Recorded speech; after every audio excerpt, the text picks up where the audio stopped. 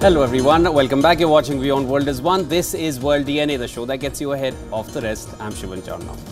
And I'm Hemkor Saroya. And a day after the pager blast across Lebanon, it's now walkie-talkies that were targeted in the second wave of attacks. 20 people killed and over 450 wounded in Hezbollah strongholds across Lebanon.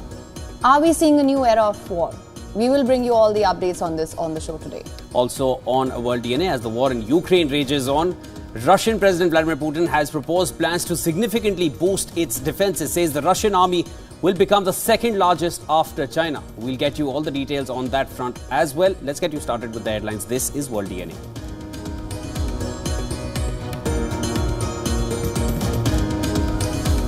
At least 20 people killed, more than 450 injured as handheld walkie-talkie sets blow up across Hezbollah strongholds in Lebanon. This comes a day after pagers exploded, killing 12 people and injuring more than 2,800.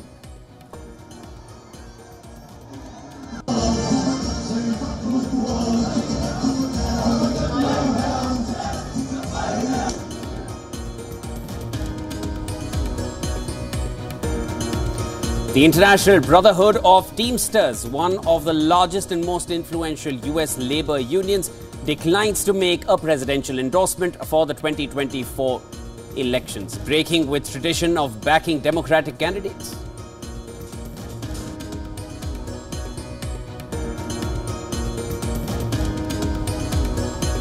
Security beefed up in India's Jammu and Kashmir as Prime Minister Narendra Modi to address rallies in Srinagar and Doda. This after the first phase of assembly elections witnesses a voter turnout of 59%.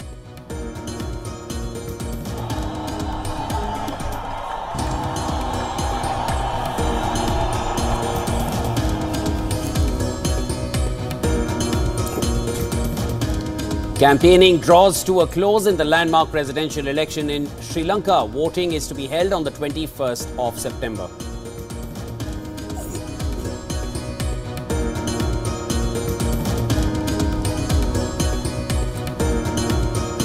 At least 12 soldiers killed, over 30 wounded in a series of ambushes and explosions across military-run Niger. Army claims ground and air response kills more than 100 terrorists.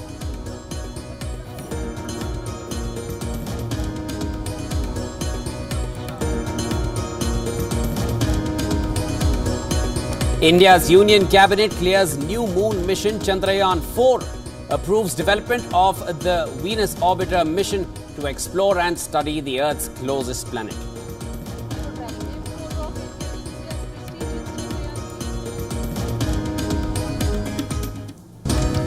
'23 US Open champion Coco Gauff makes a big change to her team after a disappointing summer. The world number 6 parts ways with coach Brad Gilbert.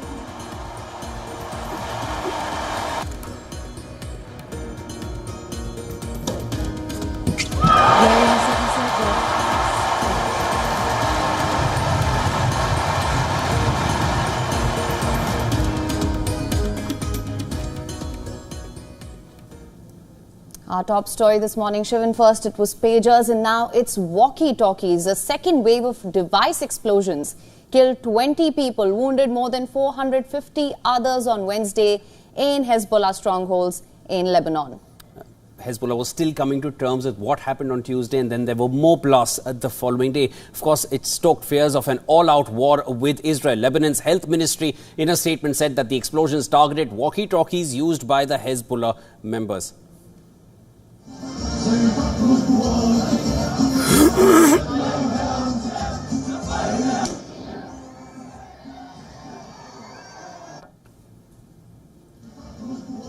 Handheld radios blew up in the southern suburbs of capital Beirut, the Bekaa Valley and southern Lebanon. New wave of explosions came a day after the simultaneous explosion of hundreds of pagers used by Hezbollah, which killed 12 people and wounded over 2,800 others across Lebanon.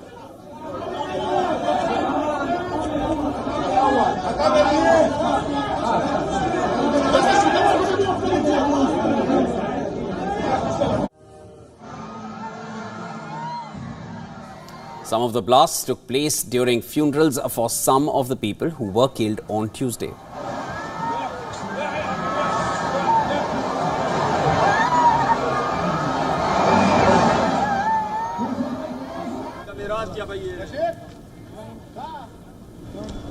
An explosive device found in the parking lot of one of Lebanon's biggest hospitals was detonated by Lebanese army personnel.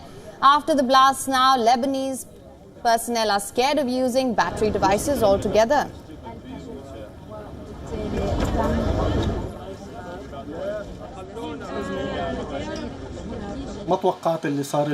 I did not expect what happened today. Things are repeating all over again. We had some devices here that we believed were 100% safe, but out of caution, we removed them from the store because we got worried. Palestinian militant group Hamas has blamed Israel for a new wave of device explosions across Lebanon, and there was no comment from Israel. There hasn't been one yet. However, hours before the explosion, Israel's Defense Minister Yoav Gallant had announced that a new phase in the war is about to start, and an Israeli army division was redeployed to the north to include its fight against the Palestinian group's ally Hezbollah.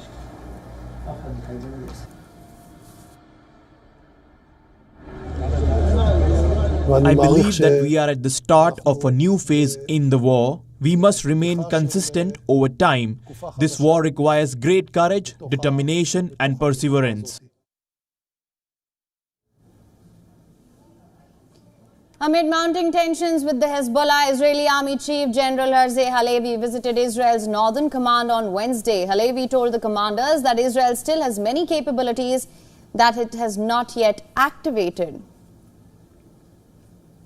Hours after Wednesday's explosions, Israel's Prime Minister Benjamin Netanyahu vowed to return the tens of thousands of displaced people from the north of the country securely back to their homes.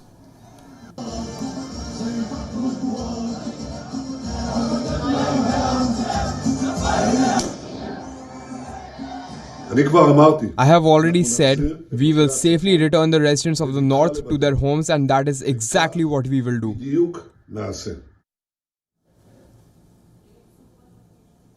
Meanwhile, the White House has warned all sides against an escalation of any kind, making it clear that it is not involved in Lebanon device explosions.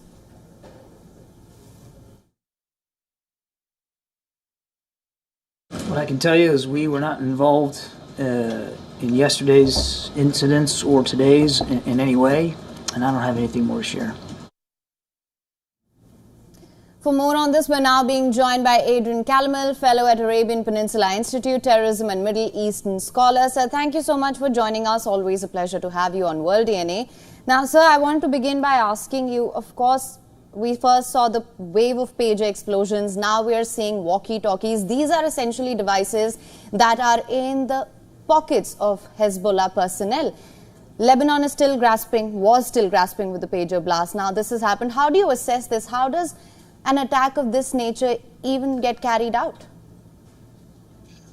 That's a very good question. Thank you for having me back. The way it got carried out was, what I believe is that when Fuad Shakur was taken out in Dahia neighborhood in Beirut, there was a decision made to switch up communications because they tracked him on his cell phone. Now they switched over to pagers. You also have walkie-talkies that are exploding now.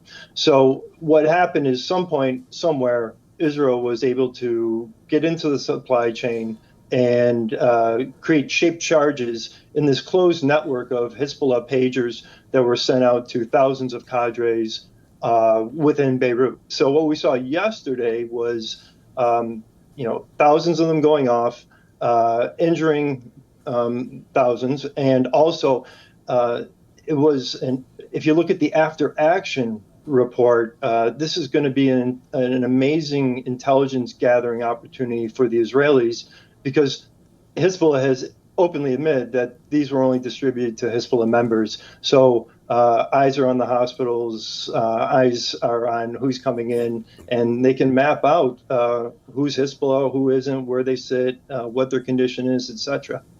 Mr. Kalmal, what kind of psychological impact will it have on Hezbollah at this point when any device with a battery can be weaponized and strategically detonated? Oh, that's a great question. And I would imagine it's absolutely brutal, because the pagers were one thing, but when the walkie-talkies started going off today, and that's what their command and control uses when they're on the battlefield in sensitive areas that you mentioned, such as the Bekaa in southern Lebanon, when solar panels that are Hezbollah solar panels, thumbprints that are Hezbollah thumbprints, when those things start exploding, they got to start wondering, is anything safe? Who can we trust? Where's the mole? Where do we look? There are all sorts of problems. And it also leaves them blind if Israel is planning on any type of measure to push Hezbollah north of the Litani River, Hezbollah cannot trust their own communication systems at this point. Right. Now, Mr. Kalmal, there's still no comment from Israel. Hours before the explosion, Israel's Defense Minister Yoav Gallant announced that a new phase of the war is now opening. Is this the new phase that we're talking about now? And how does this position Israel? That is a great question, and yes, I do believe. Yesterday when I saw this with the 3,000 pagers going off, I immediately thought, well, there's some prepping, and there was some action on the border. But then when the walkie-talkies were going off and other devices, it made me think that yes, they are prepping the next phase, that they're trying to diminish Hezbollah's capacity to put up a fight, or tell them to back down and push back and cease and desist the rocketing of the civilians in the north, which is the objective, as you laid out, of Netanyahu. Mr. Kalmal, John Kirby said that we don't believe that the way to solve this crisis is by additional military operations at all. Now, at this point, the US, which has been trying desperately for a ceasefire, there's no denying that. There have been multiple rounds and multiple West Asia tours by the Secretary of State. Of course, at this point, given what has happened in Lebanon, of course, Israel is silent, but does it reflect how little influence US has on Israel at this point? And where do you feel the ceasefire talks head anywhere further from here? Yes, when Israel is faced with an existential threat, they're going to have to act in accordance with what they believe is necessary. And I don't think the United States there is some leverage, but there is the strategic relationship that Israel has with the United States, and it's undeniable. And putting pressure, diplomatic solution, and I would also say the United States doesn't have any. We've had a Lebanon policy for years that's been absolutely broken, where we just throw more money at it, and the situation just deteriorates. So I don't see. I hope there's a diplomatic approach. I hope this will stop and make everybody rethink things. But I'm rather cynical on this. All right, Mr. Kalmal, thank you for giving your honest opinion on all those questions and sharing all your insights. Always a pleasure having you on World DNA. That was Mr. Adrian Kalmal, fellow at Arabian Peninsula Institute, terrorism and Middle Eastern scholar. Thank you for everything. Thank you. All right, we move further from here. Global condemnations continue to pour following the series of pager and walkie-talkie attacks across Lebanon. Lebanon's Hezbollah has blamed Israel for the aggression caused by the cyber attack. That's what they're calling it. In the latest, Germany has put a hold on new exports of weapons of war to Israel. Germany had approved arms exports to Israel worth $363.5 million just last year, which included military equipment and war weapons. Now, according to reports, senior government officials had stopped work on approving export licenses for arms to Israel, citing a pending resolution of legal cases which argues that exports from Germany have breached the humanitarian law. Commenting on the pager blast, United Nations Secretary General Antonio Guterres said that civilian objects should not be weaponized, and further warned that the latest attack on Lebanon confirms that there is a serious risk of a dramatic escalation in Lebanon.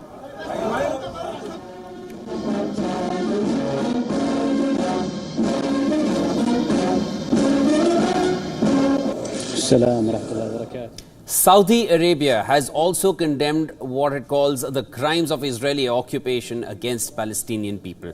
Saudi Crown Prince Mohammed bin Salman has said that the kingdom will not recognize Israel without a Palestinian state. And these remarks come at a time as talks to end the war in Gaza seem to have reached a deadlock.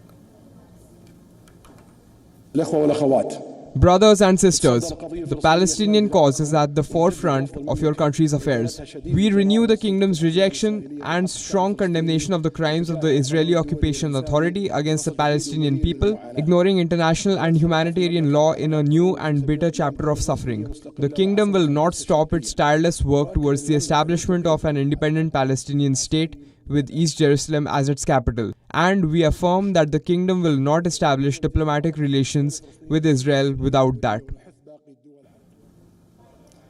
Now, the Biden administration had been pushing for a Saudi-Israel normalization deal before the 7th of October attack, which sparked the war in Gaza. However, the outbreak of the war has complicated the Saudi-Israeli normalization efforts.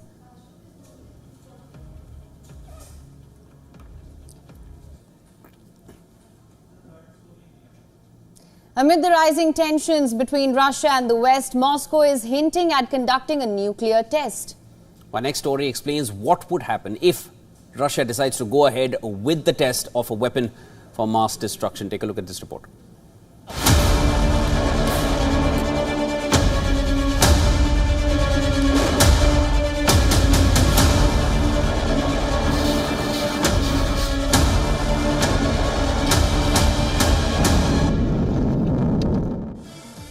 In a bombshell announcement, the chief of Russia's nuclear testing program claims the nuclear bomb is ready for detonation at an Arctic test site the moment President Putin gives the order. The potential nuclear test site is particularly concerning. Novaya Zemlya was the location of the Tsar Bomba, the most powerful nuclear weapon ever detonated. The Tsar Bomba detonation was over 1,570 times more powerful than the combined two bombs dropped on Hiroshima and Nagasaki. Its yield was 50 megatons, 10 times more powerful than all the ordnance exploded during the World War II. Consequences of a similar test today would be equally catastrophic. Shrouded in Cold War mystery, the secretive Russian facility is poised to shatter decades of global non-proliferation efforts at a moment's notice. Some analysts believe Russia may be considering a nuclear test as a means to deter the West from providing Ukraine with long-range missiles. Such a move would be a reckless and dangerous gamble with the potential to spark a new nuclear arms race. In addition to the nuclear threats, Russia has bolstered its nuclear readiness with new drills involving the RS-24 Yars missiles. These exercises, featuring the Yars missile system, which can deploy multiple nuclear warheads, underscore Russia's commitment to maintaining a potent nuclear arsenal. Russia had withdrawn from a global treaty that banned nuclear testing after US did not ratify the treaty. Putin said in June Russia could test a nuclear weapon if necessary, but saw no need to do so at the present time. Russia last carried out a nuclear test in 1990. The US last detonated a nuke in 1992. Only North Korea has conducted a test involving a nuclear explosion this century. Bureau Report, WION, World is One.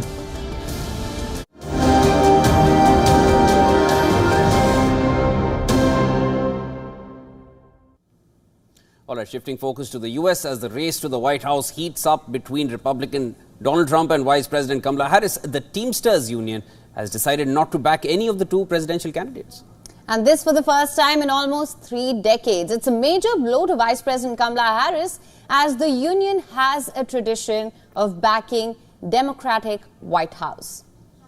Now, the International Brotherhood of Teamsters said that they are not endorsing both Trump and Harris in the upcoming November presidential elections. It stated that both candidates are unable to make serious commitments to put the interests of working class people above big businesses. Now, this comes after Vice President Kamala Harris lost the support of majority of the Teamsters union members following President Joe Biden's withdrawal from the election race. Data published by the Teamsters union showed around 60% of its members are now supporting Trump, while only 34% are backing Kamala Harris. However, there was no universal support for both candidates. While addressing a rally in New York, the former President Donald Trump said that union's endorsement is a big thing and a great honor. Democrats in a statement said that they have been endorsed by Teamsters locals and several other labor unions. It's a great honor. They're not going to endorse the Democrats. That's a big thing. And this is the first time in, I guess, 50, 60 years that that's happened. Democrats automatically have the Teamsters. They took a vote, and I guess I was at 60% or more, and that's a great honor. I mean, it's really, I've had a lot of Teamsters work for me, a lot of the concrete trucks. Meanwhile, Teamsters National Black Caucus raised questions on the voting methodology used to support the union's decision. This is the first time since 1996 that the union is not backing any of the presidential candidates. Traditionally, Teamsters have been a stronghold for Democratic candidates. In the last 6 presidential elections, the union backed Democratic candidates, including Hillary Clinton and President Joe Biden in 2016 and 2020. The last time the union backed a Republican candidate was back in 1988 when they endorsed George H.W. Bush. The union's endorsement is considered vital for both Democrats and Republicans as they represent a variety of industries in important swing states like Michigan, Wisconsin and Pennsylvania, won by incumbent President Joe Biden in 2020 and former President Donald Trump back in 2016. Teamsters union represents truck drivers and freight workers and is the last major union to announce a presidential endorsement. Other major labor unions include American Federation of Teachers and the United Auto Workers.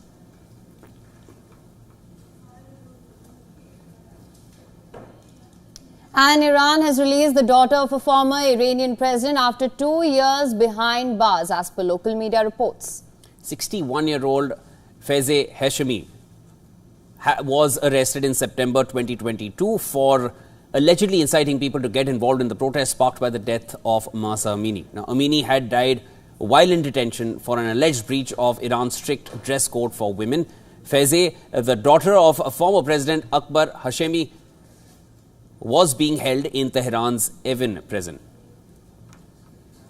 The former parliamentarian had been sentenced to 5 years in jail in the wake of the 2022 protests. A report citing her lawyer said that she was released following an appeals court ruling. Faize was previously convicted in 2012 for propaganda against the Islamic Republic.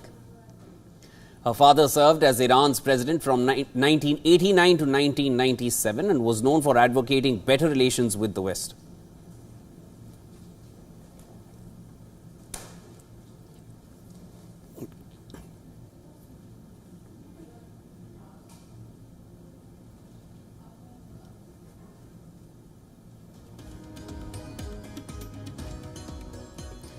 In the rape and murder case of a trainee doctor at Kolkata's RG Kaur Medical College and Hospital, the second round of talks between protesting junior doctors and the West Bengal government have failed to resolve their impasse.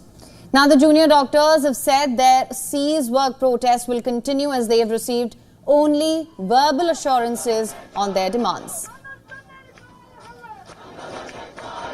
After the hours-long meeting with state officials, doctors said the government refused to hand over written minutes of the talks. They asserted that until a written directive that formally acknowledges their demands, they will maintain their current course of action. The West Bengal Junior Doctors Forum emphasized that including the verbal assurances in the official minutes of the meeting would have been a sign of good faith and commitment from the government.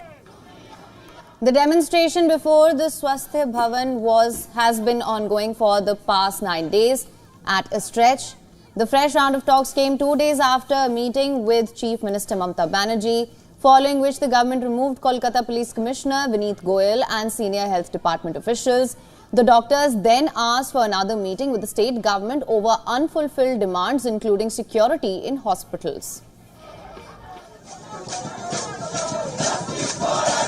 Chief Secretary Manoj Pant thereby held talks of a delegation of 30 junior doctors at Nabanna. While the Chief Secretary urged the representatives to resume their duties immediately, the junior doctors said their demands include the suspensions of more officials, resignation of the State Health Secretary and increased security in hospitals.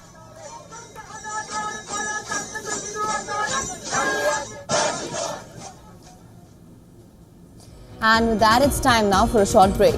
Don't go anywhere. This is World DNA. Lots more on the other side. When we come back, we'll bring you a full report on India's Prime Minister Narendra Modi's visit to Jammu and Kashmir today. This visit comes a day after voters stepped out in large numbers to cast their ballot in the first phase of assembly elections in Jammu and Kashmir.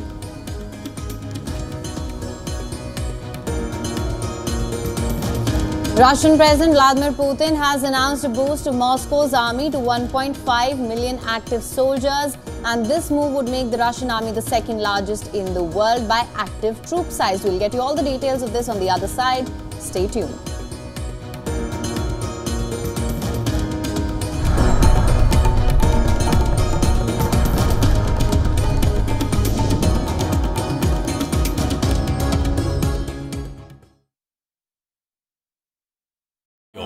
India's Global Voice, the channel that brings you the biggest stories from across the world through India's lens. Now available in more than 190 countries worldwide. Because we believe that the world is one. Watch us in Africa, Europe, USA and Canada, South America, Asia Pacific, Middle East and North African regions. Also available on these digital platforms across the world. WION. World is one. Namaste. Hello friends. We did Dr. Subhash Chandra show, popularly known as DSC show, for 4 years from August 2014 to August 2018. 28 states of Bharat. Of course, we reached out to all of you in 190 countries across the world. The show was very successful.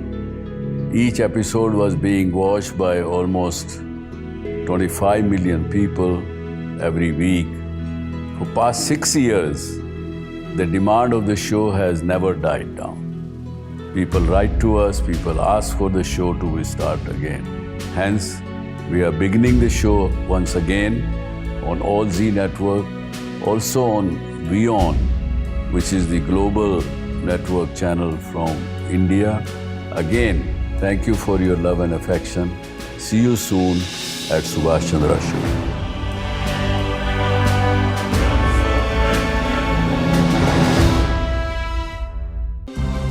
To bring the benefits of the Subhash Chandra Show to your educational institution, teachers and students, send an invitation to Juhi Jha at juhi@such.org.in. Senegal to vote in snap parliamentary elections in mid-November after President Bassirou Diomaye Faye dissolved the opposition-dominated chamber, a move he's banking on to implement his policy agenda. 3 Americans are among 37 people sentenced to death in the Democratic Republic of Congo over what the army says was a coup attempt. A military court handed the sentences to 37 out of 51 defendants, including a Belgian, Briton, and Canadian, all naturalized Congolese. And a vibrant artwork and powerful solo drama Iloya unfolded on stage in Nigeria, shedding light on the realities people face while pursuing their dreams and how they make peace with the outcomes. That's this week on World of Africa at these times on WION. World is one.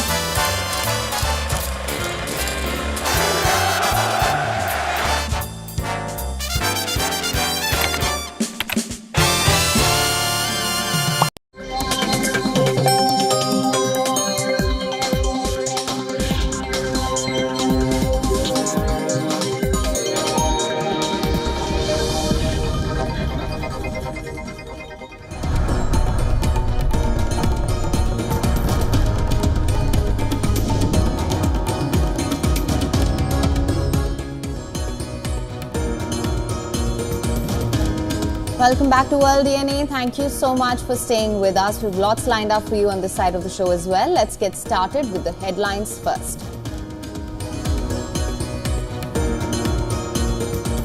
Security beefed up in India's Jammu and Kashmir as Prime Minister Modi is set to address rallies in Srinagar and Doda. This is after the first phase of assembly elections, which witnessed a voter turnout of over 59%.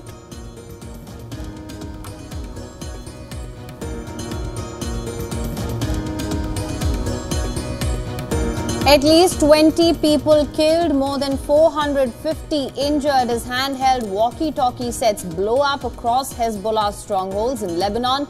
And this comes a day after pagers exploded, killing 12 people and injuring more than 2,800.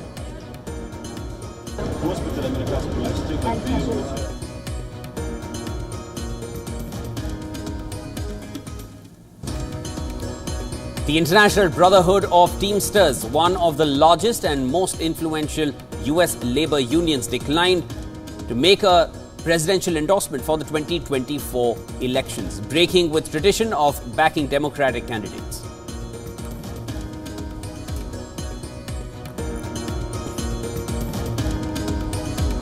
Campaigning draws to a close in the landmark presidential election in Sri Lanka, voting to be held on the 21st of September.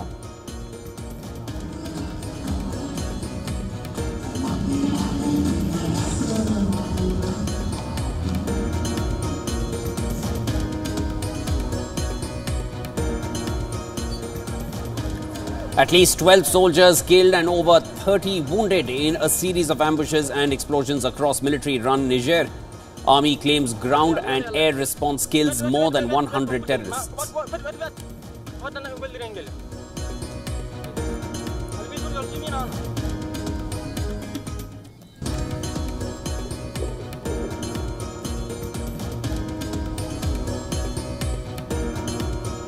India's Union Cabinet clears new moon mission. Chandrayaan-4 approves development of the Venus orbiter mission to explore the study of the Earth's closest planet.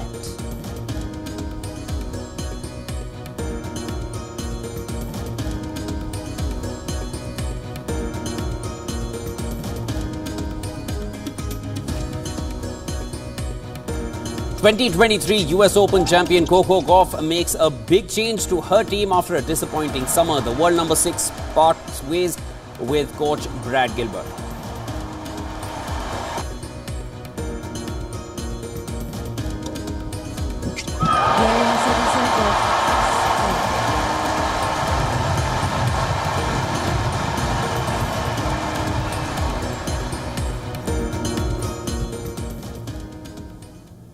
And Indian Prime Minister Narendra Modi will visit Jammu and Kashmir today.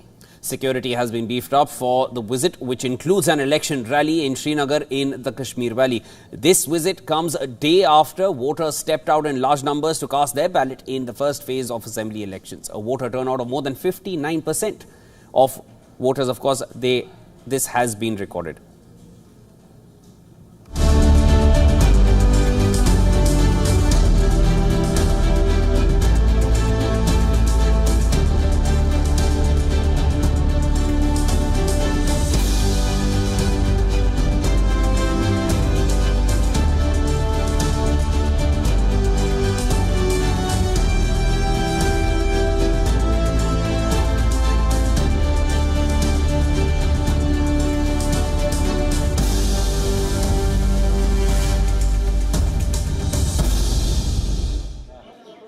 Long queues were witnessed at polling booths across the Jammu and Kashmir Valley as voters came out in large numbers to exercise their democratic right. After 10 long years, Jammu and Kashmir is conducting assembly elections. 24 assembly constituencies in 7 districts were up for polls in the first of 3 phases. Over 2.3 million people were eligible to vote in Phase 1 alone. For the valley, it has been an election of many firsts. This is the first assembly poll to be held since Jammu and Kashmir lost its special status after the abrogation of Article 370. Effectively, This makes it the first election for Jammu and Kashmir as a union territory and not a state. It is the very question of restoring statehood that is one of the key issues this election. One that has also been promised by several parties in return for a popular mandate. But beyond the political rhetoric, guarantees, claims and counterclaims, a multitude of issues linger in the valley. Unemployment in several parts of Jammu and Kashmir stands at over 18%, more than double the national average. While prosperity is a major concern, locals recognize how every issue hinges on the biggest expectation: peace and stability in the region. We are voting for the first time since the abrogation of Article 370. People expect unemployment and unlawful detention issues to be addressed. Kashmir is struggling with plenty of issues right now. We want the situation to become normal. But voters in Jammu and Kashmir are looking at a multi-cornered battle, not just between mainstream parties, but several independent candidates and smaller regional parties which have formed formidable alliances. The second phase of voting will be held on September 25th and the final phase on October 1st. With results to be counted on October 8th, the outcome of this election is surely expected to alter Jammu and Kashmir's political landscape. Assembly elections return to Kashmir Valley after 10 long years. Huge queues of people were seen outside every polling booth in the Kashmir as well as in the Jammu region. This clearly signifies that people have chosen ballot over boycott. With video journalist Firoz, Idris Lone for WION World is One. All right, for more updates, our correspondent Idris Lone joins us over the phone line. Idris, yesterday, you were reporting from different polling booths across different constituencies. Wherever you were reporting from, we saw a huge crowd behind you, men and women in equal measure. Definitely, it was a big voter turnout. And at this point, of course, we're expecting now the Prime Minister to be in the region soon for the rally in Srinagar. Give us a sense of what to expect and what are the security conditions like over there. Well, Shivam, talking about the security arrangements for the Prime Minister's visit, we already saw the place where Sher-e-Kashmir Cricket Stadium is, where the Prime Minister would be addressing a mega rally today in Srinagar. The place has been cordoned off. The traffic police has also restricted traffic movement on that road, and there is a three-tier security system in place. We've seen a huge number of barricades that have been put in place at different locations, especially on the roads that connect Srinagar with other districts. And this has been happening from the last 3 to 4 days before the announcement was made that the Prime Minister would be coming to Srinagar today. On the other hand, if we talk about Prime Minister's visit, the BJP has said that there will be around 30,000 people attending the mega rally of the Prime Minister. We also saw he was last week in Dora, where he directly took a dig at the regional political parties like the National Conference and PDP and said they are responsible for ruining Kashmir for the last 70 years. And after the abrogation of Article 370 and 35A, it was BJP that was working on the development of Jammu and Kashmir. He spoke about this crucial election. He said the fate of Jammu and Kashmir remains on this assembly election because the youth of Kashmir Valley will have to choose what exactly they want, which was also a direct dig at Congress because he kept saying that the Congress party has been in power for so long and they were responsible for the militancy in Jammu and Kashmir. On the other hand, what we saw yesterday was very interesting, that people in huge numbers came out and cast their vote, especially in areas which are very volatile, like Shupian, Pulwama, and Kulgam, which were once known as the hub of militancy in the Kashmir Valley. But we saw not only men but women coming out in huge numbers as well, which was not surprising because the excitement that there was during the campaigning of political parties in these areas was really huge. And that is one of the reasons that we saw a lot of people coming out. It was after 10 years that people got a chance to cast their vote in assembly elections. So that is one of the reasons also that all the previous records of voting have been broken. And there was no boycott call by any separatist party. And this time, Jamaat-e-Islami also in the fray, so which they've been away for around 40 years now, and they've always called for poll boycotts, but now they're themselves in the fray. So it was very interesting to see that people were very excited to come out and cast their vote. Definitely, we can gauge from the excitement and the willingness with the turnout that we finally saw through the course of phase 1. Of course, 2 more phases to go, and today is going to be an eventful day in the valley as well. Thank you so much, Idris, for getting us the latest, and we will be getting in touch with you for more ground updates as the Prime Minister carries out the rally.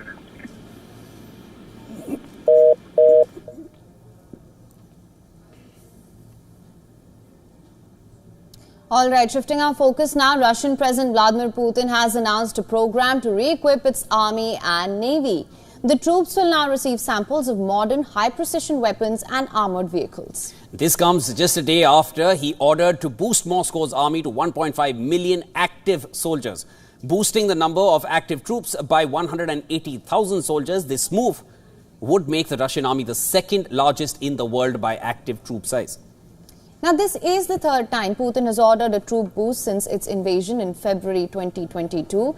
As the Kremlin's Ukraine offensive continues, Putin has also said that the country is implementing a program of comprehensive re-equipment of the army and navy. Putin said that the troops will receive serial samples of modern high-precision weapons and armoured vehicles, along with control and communication systems. Meanwhile, Putin's Ukrainian counterpart, Volodymyr Zelensky, has claimed that Kiev has fully prepared its victory plan to end the war with Russia. Zelensky had said last week that he plans to discuss the plan with US President Joe Biden this month. And Zelensky added that any freezing of the war or any other manipulations that will move the Russian aggression to another stage. Ukraine aims to host another international peace summit in November, to which Russia will be invited. More than 30 months into the war, leaders' statements come as Ukraine controls parts of Russia's Kursk region and Moscow presses an advance into eastern Ukraine.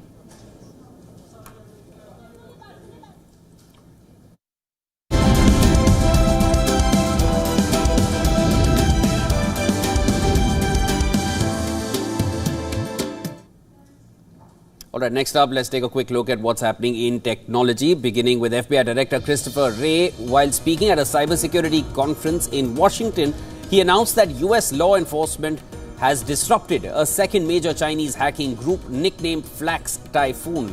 Wray said that Flax Typhoon was being run by a Chinese company called the Integrity Technology Group.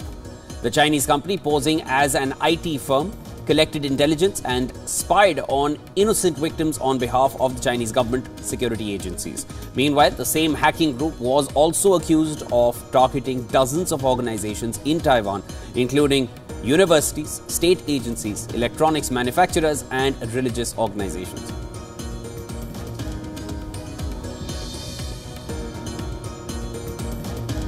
The United States all set to convene a global safety summit on AI on the 20th and the 21st of November in San Francisco.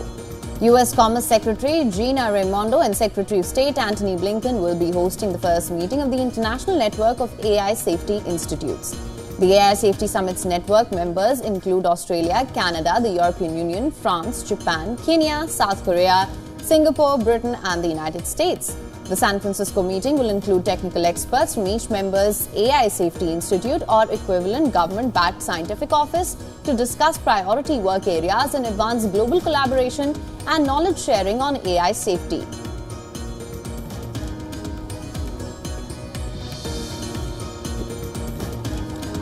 This right here is a giant humanoid robot developed especially for railway maintenance called Jinky Type 0 version 2.0. The company claims that the giant humanoid robot will help workers during railway maintenance tasks by reducing the risk of electrocution and falls.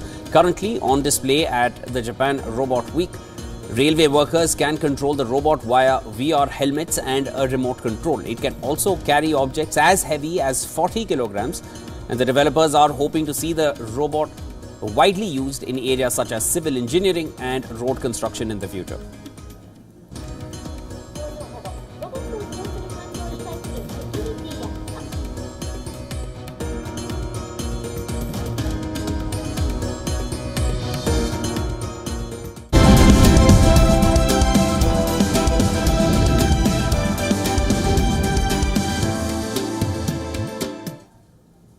All right, over to our business updates next. The US Federal Reserve cut rates by 50 basis points with mounting concerns about the job market. Federal Reserve Chair Jerome Powell and his colleagues halted their laser-like focus on reducing inflation.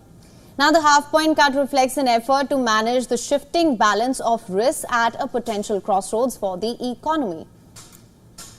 Today, the Federal Open Market Committee decided to reduce the degree of policy restraint by lowering our policy interest rate by a 0.5 percentage point. This decision reflects our growing confidence that with an appropriate recalibration of our policy stance, strength in the labor market can be maintained in a context of moderate growth and inflation moving sustainably down to 2%. Now, Powell suggested that the best way to reduce the likelihood of a recession would be to start unwinding its unprecedented tightening campaign with a big move while the US economy is still strong. He was cautious, though, about committing to the Fed to a similar pace moving forward. He said policymakers would wait for the economy to show signs of improvement in the coming months before making any decisions. Powell said the labour market is actually in solid condition and our intention with our policy move today is to keep it there. He added, to me, the logic of this both from an economic standpoint and also from a risk management standpoint was clear. Powell delivered exactly what traders up and down Wall Street had long hoped for, a big interest rate cut that would justify this year's steep rally in stocks and bonds. Stocks, especially those of economically sensitive companies, briefly surged on Wednesday, driving the S&P 500 up as much as 1%. The prospect of easy money ahead initially pushed up speculative assets like crypto, yet by the time the trading day ended, the gains fizzled as a more sobering economic and market reality sunk in. William English, a former division director at the Fed's Board of Governors, said, I'm quoting here, the half-point cut reflects an effort to manage the shifting balance of risks at a potential crossroads for the economy. He added, turning points are hard, they are hard to judge, the data is complicated.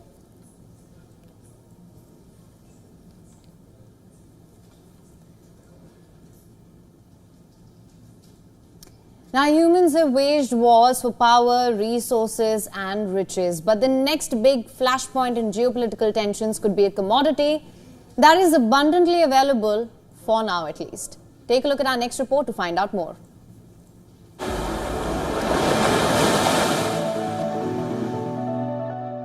In a world inching towards a dystopian reality, water is becoming the ultimate battleground. As global temperatures rise and rivers shrink, the notion of water wars is shifting from science fiction to imminent reality. The current crisis isn't just a consequence of nature. It's an orchestrated scarcity that hints at a hidden agenda. Manipulated resources to create artificial shortages. Water is the lifeblood of global economies. It is essential for agriculture, industry and daily life. Yet, over half of the global population faces severe water scarcity at various times of the year. The stakes couldn't be higher. Nations are increasingly clashing over precious water sources. With conflicts like the Grand Ethiopian Renaissance Dam dispute on the Nile and tensions over the Tigris-Euphrates River basin becoming more frequent. The escalating global water crisis has profound implications for everyone. As water becomes scarcer, its cost is likely to soar, impacting not just governments and industries, but ordinary people. Imagine a world where water is so expensive that it rivals the cost of luxury goods, leaving many struggling to afford this basic necessity. Experts warn that the economic fallout will be widespread. Price hikes will hit everything from agricultural produce to everyday needs. Today, it's not just about protecting our current water sources, but also about rethinking how we use and conserve it. As water shortages become more prevalent, the effects will be felt by everyone. When the taps run dry, the cost of inaction today will be painfully clear tomorrow. Business Bureau, WION World is One.